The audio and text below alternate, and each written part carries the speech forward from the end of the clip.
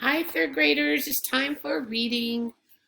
So last week we were working on um, determining the structures of a nonfiction text. I can determine the structure of a nonfiction text. And we talked about categories. They could be arranged in categories. It's about how the author decides they want to arrange their text to help you read it. Sequence, first, second, next, finally. A lot of biographies are organized that way. Question and answer. Just ask a simple question and then it gives you the answer below. The cause and effect. Something happened and then there was an effect of what happened. And today we're going to talk about problem solution. Another way they organize is there's a problem and there's a solution. So today I'm going to show you how I identify the problem and solution of a text.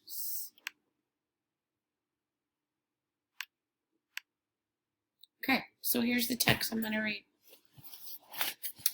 It says cross at your own risk, and there's a picture. So when I'm doing this, in order to help me determine what it is, I want to pay attention to my captions and everything else that's going on. So each day, more than 40 kids in the U.S. are hit by cars while walking. State law yield to, that means pedestrians, people walking within the crosswalk. Okay. Each year, a shocking number of people are hit by cars. 2 classmates found an unusual way to make drivers slow down. All right, so I'm looking for my problem. There's a problem, and then I'm going to see how they solve the problem. This text is written as a problem and a solution. Okay, so first of all, I'm looking for the problem.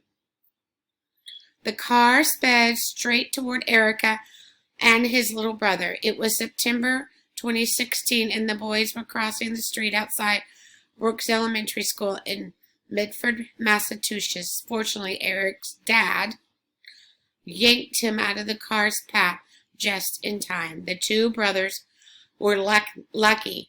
They had come close to joining the many people hit by cars each year. The scary moment inspired Eric, now 11, to make the streets near his school safer.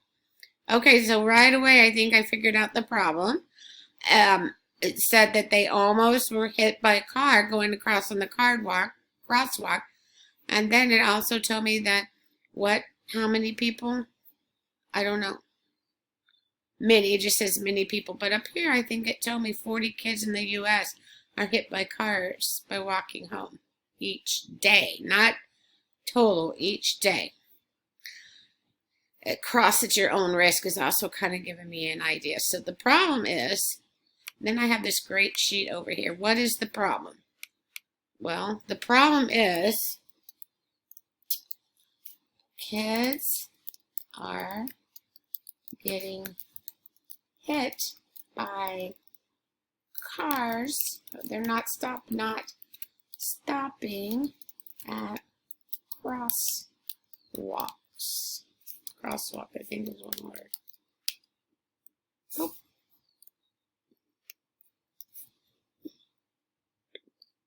They're not stopping at crosswalks. So kids are getting hit. And that is a big problem. All right, then it said a detail of the problem. Well, I would say a detail is that 40 kids each day are hit by cars.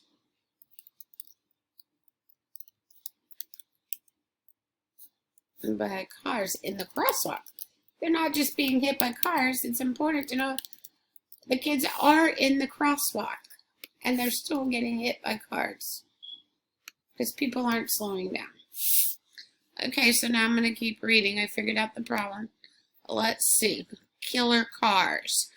Each year, more than 100,000 pedestrians are hit by cars in the United States. Sadly, some of them do not survive. One study found that about 6,200 pedestrians were killed by cars last year. That's the highest number in 30 years. The faster the car is going, the more deadly it can be.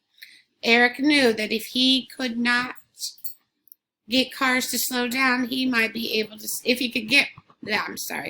Eric knew that if he could get cars to slow down, he might be able to save lives.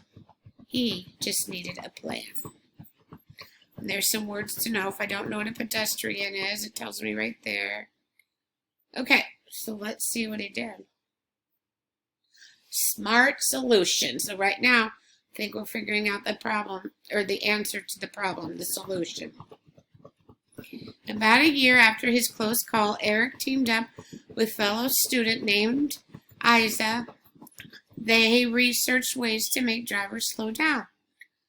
The pair thought about using flashing lights or speed bumps, but those choices were expensive. Then they found a simple and cheap solution, a 3D crosswalk. It's a crosswalk painted to look like big blocks rising from the flat road. It's meant to grab drivers' attentions so they slow down. Speaking up, Eric and Isa shared their idea with the mayor and other city leaders.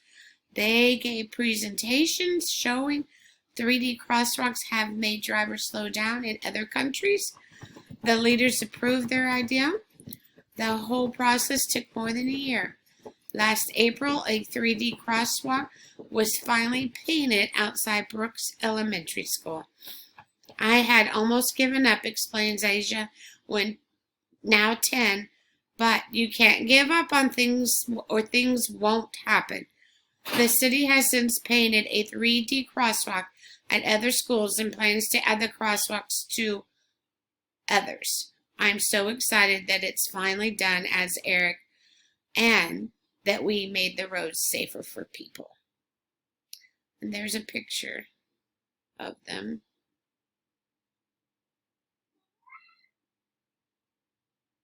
Most crosswalks have white stripes painted on the ground.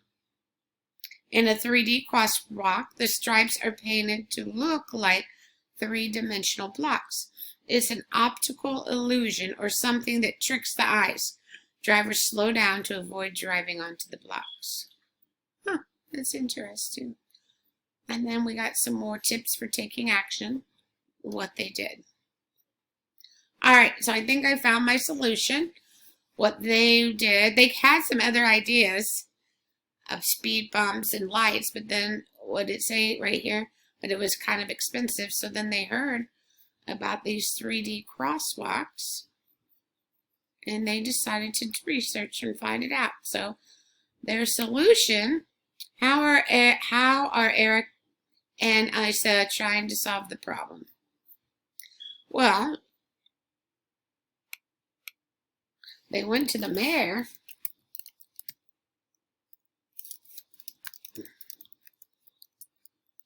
They went to the mayor and talked about the problem. Whoops.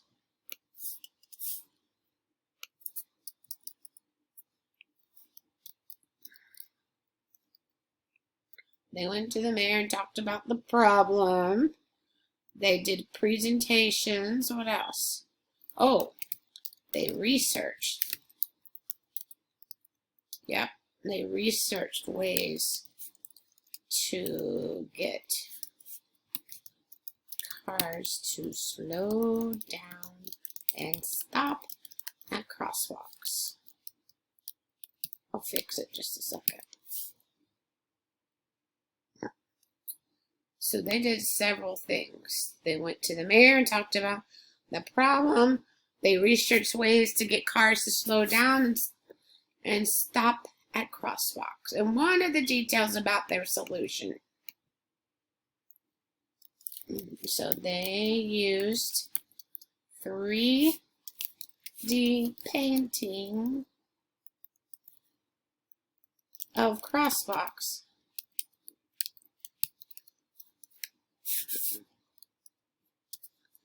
to get cars to slow down.